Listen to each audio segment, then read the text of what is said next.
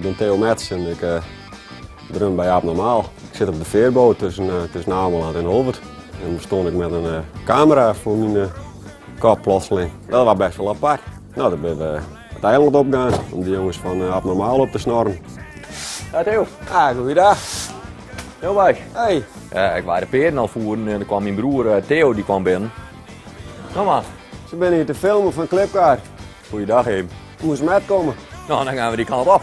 Ja, het is wel even schrikken voor zelf, hè, als het in één keer... Maar goed, ik ben met, hè.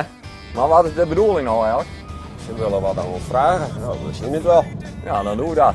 Wij bij de rest langs om hierin bij elkaar te volgen. En, Wat moet er gebeuren? Er moest met komen.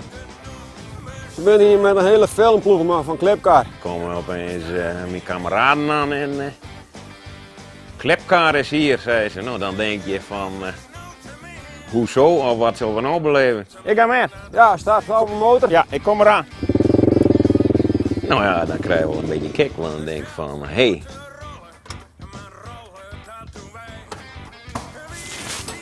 Hey, Hey, wat zo je? ze zijn hier van Clipcar. We moeten even met komen. Oh, is dat nou?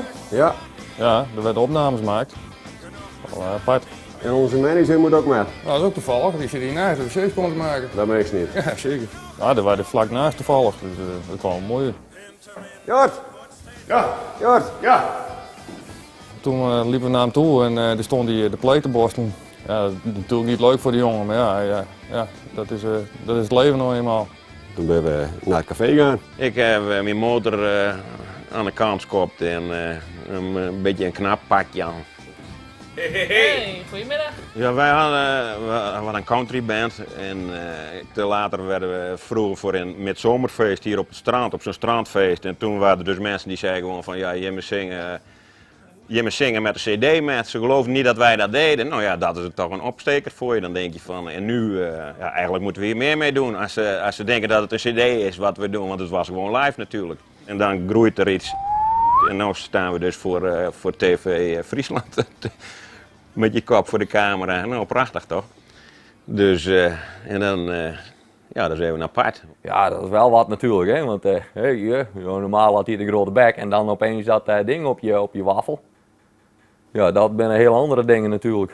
Ja, wel apart. Heb ik nog nooit meegemaakt, dus dat is wel apart, ja. Hoe zit het eens met die muziekscene hier op Ameland? Er zijn heel veel muzikanten en die houden van om muziek te maken.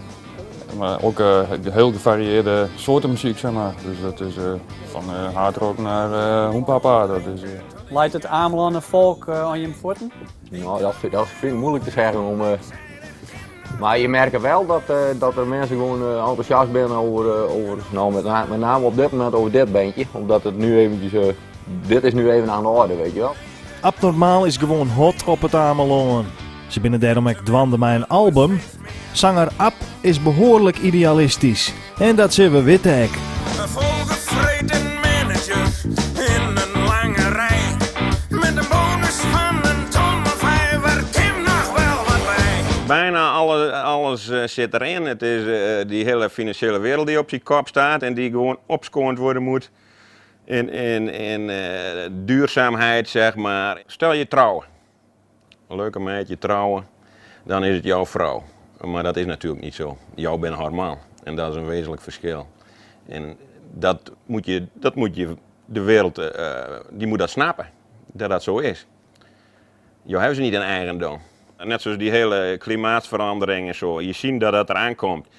Het lastige ervan is dat je het pas ziet als het gebeurt, maar dan is het te laat. Maar nou zie je dat het eraan komt en ik vind het mooi als je dan tegen je kinderen zegt van kijk, ik wist het. Ik heb geprobeerd wat ik doen kon, dat heb ik gedaan. Maar ik kan niet zeggen van ik zag het aankomen en ja, ik wist het niet. Want we wisten het wel, zeg maar. Ik bedoel, het is maar net weer ben je geboren.